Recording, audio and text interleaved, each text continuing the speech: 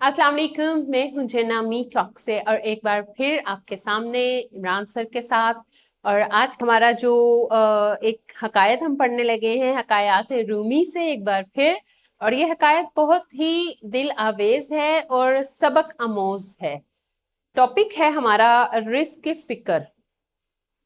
इसकी पहले रीडिंग करते हैं, हम देखते हैं कि इस हकायत के अंदर है क्या, फिर उस पर थोड़ा सा तज्जिया करते हैं। एक जंगली गाय सुबह सवेरे साफ सुथरा सब्ज घास खाने के लिए निकल जाती। सरसब्जो शादाब जजीरे में दिन भर मजे मजे से चरती रहती।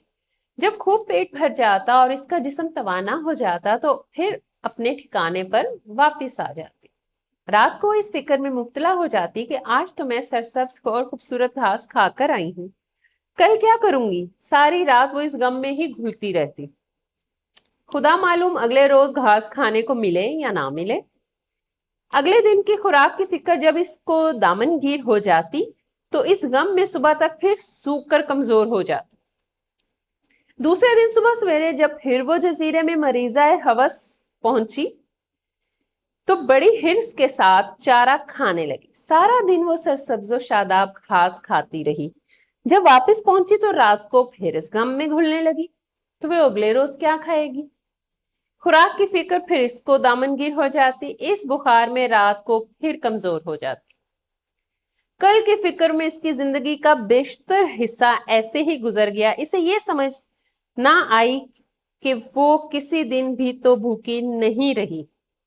वो इस फिक्र से अपना पीछा ना छुड़ा सकी और इस तरह अपने हाल को हमेशा मुस्तकबिल की फिक्र करके खराब और खस्ता हाल बनाती रही। गाय नुमा इस इंसान को भी ये बात समझ नहीं आती कि जब खालिके कायनात हर रोज इसकी रोजी का सामान खुद मुहैया कर देता है तो फिर कल की फिक्र में घुलने की क्या जरूरत है। अगर कोई थोड़ा बहुत गौर की जहमत करे तो हमें पता चल जाएगा कि ये गाय इंसान का नफ्स है और सब जंगल ये दुनिया है। राजिक अपनी मखलूक को हर रोज अपने वादे के मुताबिक रिस्क जरूर देता है, लेकिन ये कम अक्ल, बदफितरत और हिर्सो हवस का मालदार इंसान फिर उसी फिक्र में मुब्तला हो जाता है कि हाय कल क्या खाऊंगा। अरे खुदा की अता करदा अक्ल से ये तो सोच कि रोजे पैदाइश से लेकर अब तक तू बराबर खा रहा है। तेरे रिस्क में ना कमी आई है। तो इंशाल्लाह मुस्तकबिल में भी तेरे रिस्क का वही जामिन है जिसने तुझे अब तक दिया है, आइंदा भी देगा। इससे हमें दरसे हयात क्या मिलता है। मौलाना रूमी फरमाते हैं, तू साल हर साल से खा रहा है और तेरे रिस्क में कमी नहीं आई। बस तू कल की फिक्र को तर्क कर और माजी से सबक ले। इसमें बहुत बड़ा जो एक हमारे सामने एक पॉइंट आ रहा है। अगर हम देखें तो हमारे आज के जखीरा अंदोज जो हैं, आज भी मिल रहा है, कल भी मिल रहा है। जखीरा अंदोज जखीरा भी कर ले। हमारे यहाँ कीमतें बढ़ाने के लिए चीजें रख ली जाती हैं जबकि होती हैं स्टॉक में, और हमें फिक्र यही होती है कि आज तो खा लिया, अगले पहर खाना मिलेगा कि नहीं मिलेगा। जबकि हम अपने ऊपर तवक्कल ज्यादा रखते हैं कि हमने ये कर लिया अपने लिए तो शायद हमें मिल जाएगा। हम खुदा की जात पे तवक्कल नहीं करते जिसने वादा किया है, और यकीन मानिए वो अपने वादे का सच्चा है। उसने हमसे वादा किया है कि वो हमें रिस्क पहुंचाएगा, देगा, हर हाल में देगा। तो फिर उसके ऊपर इतना तवक्कल तो रखिए कि जखीरा अंदोजियां कल की फिक्र में घुलने के लिए या अगले पहर की फिक्र में घुलने से बेहतर है अभी जो खाया है उसका शुक्र अदा करें, दूसरे पहर का आपको मिल जाएगा। क्या कहते हैं सर, आप इस बारे में क्या कहेंगे?